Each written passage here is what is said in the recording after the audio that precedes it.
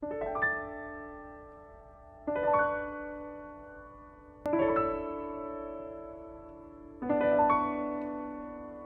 patrimônio cultural em pauta pelos 1080 AM. Momento do Patrimônio. Produção e apresentação, Guta Teixeira e Diego De Vincenzi. Boa noite, ouvintes. Momento do Patrimônio, entrevista hoje Fernando Recena, doutor em Engenharia de Materiais pela URGS, pesquisador da Cientec, Fundação de Ciência e Tecnologia, e professor do curso de Engenharia da PUC. Recena é autor de 4 livros, entre eles Técnicas aplicáveis a trabalhos de restauração de prédios de interesse histórico e cultural, lançado na Feira do Livro de 2014. Boa noite, professor Fernando Recena. Um prazer recebê-lo aqui no programa Momento do Patrimônio. Boa noite. O prazer é todo meu poder estar aqui com vocês e poder falar um pouco sobre esse tema tão apaixonante que me envolve tanto, que é o patrimônio histórico e cultural. Professor, o senhor afirma no livro Técnicas aplicáveis a trabalhos de restauração de prédios de interesse histórico e cultural que uma edificação é ela mesma e a sua egrégora. O que o senhor quis dizer com isso? Isso é uma, digamos assim, parafraseando Ortega y Gasset, que diz que uma pessoa é ela mesma e suas circunstâncias, né? E uma edificação, ela conta uma história, né? A física quântica prova que a energia não termina, ela se transforma, né, e se armazena de várias formas. A explicação do porquê algumas pessoas às vezes entram num ambiente e não se sentem bem. Em outros entram e se sentem muito bem, né? O que causa isso em algumas pessoas, não causa em outras, né? É a percepção da energia que foi armazenada, né? Então, o conhecimento da história tem um impacto. Eu imagino que ninguém se sinta bem visitando um campo de concentração. E, claro, é uma coisa assim radical, mas na verdade todos os prédios históricos eles têm uma vida própria, né? Essa energia toda forma essa egrégora. É por isso que às vezes as pessoas se sentem bem numa cidade e não se sentem noutra, não sabem por quê, preferem uma igreja a outra.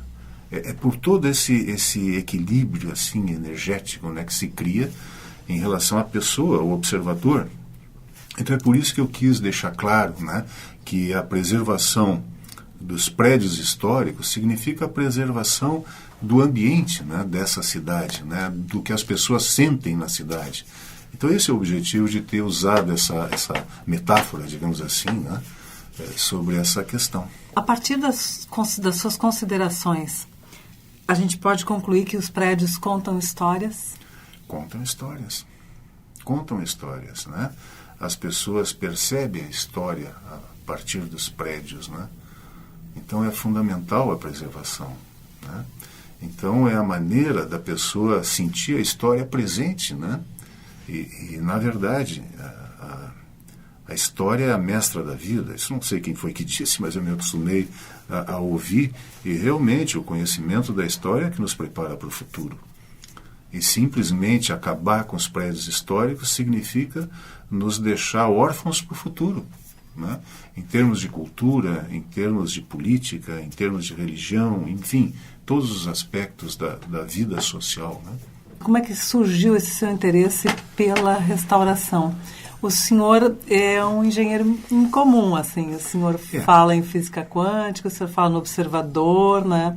E na egrégora dos prédios. Na verdade, eu entrei nessa área de restauro por acaso. Isso nos inícios dos anos 80, se fez a primeira restauração do Cristo Redentor no Rio de Janeiro. E naquela época, na Cientec, nós desenvolvíamos um trabalho de reconstituição de traço de concreto, né? E veio essa demanda, né, porque era uma coisa que ninguém fazia ainda, e a gente adaptou esse método para argamassas e se teve um sucesso muito grande, né? Então, de repente, aquele método que nós estávamos desenvolvendo para concreto, ele foi adaptado para argamassa e funcionou muito bem. E foi o primeiro trabalho com Cristo Redentor. eu tenho a impressão que as pessoas conversaram e eu comecei a receber demandas, né? Primeiro nessa parte de argamassas, de reconstituição de traço, e assim foi o Palácio da Borracha em Rio Branco, no Acre. E eu nem me lembro mais quantas obras a gente já trabalhou. Mas assim, sempre dando esse apoio de laboratório, essa parte de ensaios e caracterização física de materiais, esse tipo de coisa. Nessa época eu era um prestador de serviço. Até que um dia eu fui procurado pela arquiteta Miriam, hoje ela está no IFAI, e ela estava restaurando uma fonte que existe no pátio interno da Biblioteca Pública do Estado.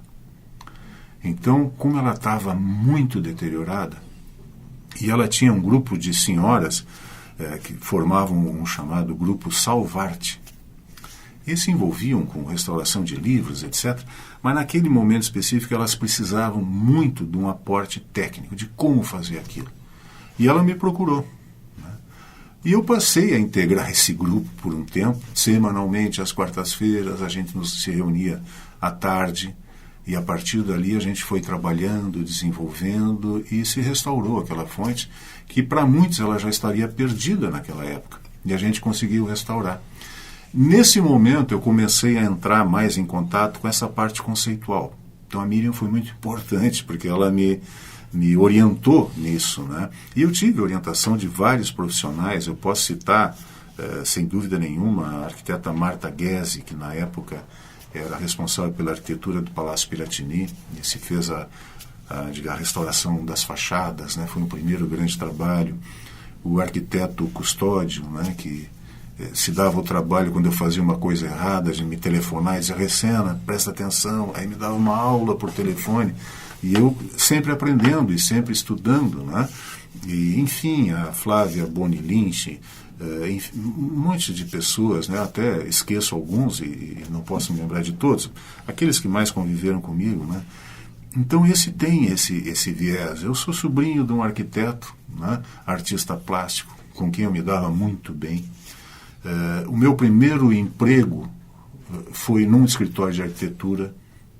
Então a arquitetura, ela por algumas razões, né, essas coisas que a gente não explica, ela sempre fez parte da minha vida, né? Então eu sempre tive uma visão um pouco distorcida daquela que seria da visão tradicional do engenheiro, né? Então eu sempre tive essa orientação. Meu pai, por exemplo, ele era farmacêutico e biólogo, trabalhava com fitoterapia. Em 1973, janeiro de 73, quando eu passei no vestibular, meu pai chegou em casa à noite e me deu um livro. O livro que ele me deu se chamava Tratado de Ecologia. Então ele dizia, né, que nenhum engenheiro poderia exercer a profissão sem ter noção do que era a ecologia, do que era a preservação, do que era a sustentabilidade, que hoje se fala tanto. Tem gente que fala e nem sabe o que quer dizer, mas, enfim. Então, a minha orientação cultural foi diferente, né? Por eu ter um pai professor, um pai de uma cultura muito ampla, né? Ele já me orientou a ver as coisas de uma forma diferente. E sempre foi assim a minha vida inteira, né?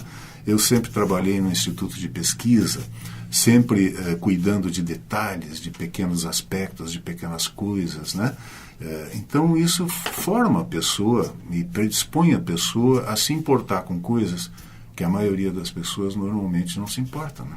Professor, qual a importância do trabalho de restauração dos bens edificados? Cara, é difícil a gente falar, né, da importância. Como eu te digo, a gente precisaria ter certeza de que quem está nos ouvindo é uma pessoa que tem uma certa cultura para entender, por exemplo, qual a importância de manter as casas da Luciana de Abreu. Entende? Muitas pessoas não conseguem entender por que deixar em pé aquelas casas. Ali poderia ter um belo prédio, né? Então é difícil te dizer a importância. Aquela pessoa que sabe qual é a importância de manter, de preservar, para essa pessoa tu não precisa explicar. Aquelas que não sabem, não adianta explicar. Isso talvez seja o grande desafio do restauro. É essa, digamos assim, esse antagonismo que a gente estabelece, né? Então, é como eu te digo, eu não tenho como te dizer. Eu sinto, mas não sei como te dizer. O senhor acha que não dá para sensibilizar as pessoas? Eu acho que esse trabalho de sensibilização está sendo feito. A sociedade se organizou, a sociedade lutou, e de alguma maneira, as pessoas que não moram no meio de evento, que não estão ligadas, elas estão falando, estão ouvindo falar desse problema. Então, isso é uma conscientização. E eu acho que esse é o primeiro caminho, esse é o primeiro passo, né? Depois, as coisas naturalmente vão ganhando espaço, como a gente está vendo aí, né? As ciclovias e outras posturas diante de temas polêmicos, tabus, etc. É uma questão de tempo, né? De cultura. Isso eu acredito que seja uma evolução. Às vezes essa evolução cria alguns mártires, né? Às vezes cobra um preço um pouquinho mais alto do que as pessoas gostariam de pagar, mas é uma evolução, né? Então isso faz parte. O que a gente tem que continuar fazendo é isso, é se manifestar, né, sobre essas posturas, né? A gente vê, por exemplo, que tem muitas casas em Porto Alegre, principalmente casas, né, que estão em total abandono. Por trás existe um interesse de deixar realmente que aquelas casas desmanchem, para que nunca possam ser restauradas. Aí só restará, né, destruir o que sobrou e liberar o terreno para a construção do que as pessoas quiserem, né? Então isso é muito comum, até não sei se não é isso que está acontecendo lá com as casas da Luciana de Abreu, porque é uma questão de boa vontade, aquelas casas podem ser incorporadas a um projeto, né? E daí surgiu uma coisa nova, uma coisa mais bonita, uma coisa mais humana. Isso talvez possa estimular outras estruturas a manterem esse padrão, né? Então é isso que está sendo questionado, né? Boa noite, então, professor. Muito obrigada pela entrevista. Boa noite. Boa noite, professor.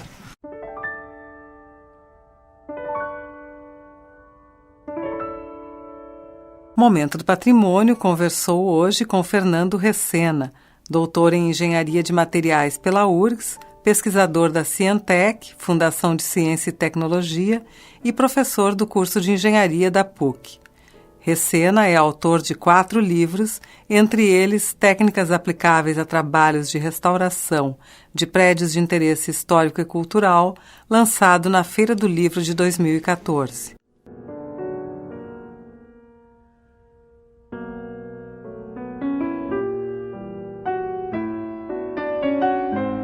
Este programa é uma realização do Setor de Patrimônio Histórico da Superintendência de Infraestrutura da URGS.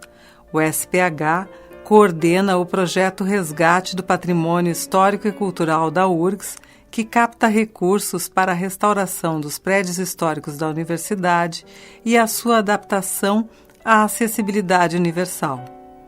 A edificação que será contemplada pela campanha de arrecadação de recursos deste ano é a Capela de São Pedro, prédio mais antigo do conjunto edificado da universidade, localizado na Estação Experimental Agronômica, em Eldorado do Sul. Para saber como contribuir, acesse nossa página www.predioshistoricos.urgs.br ou entre em contato conosco pelo e-mail predios.históricos@urgs.br.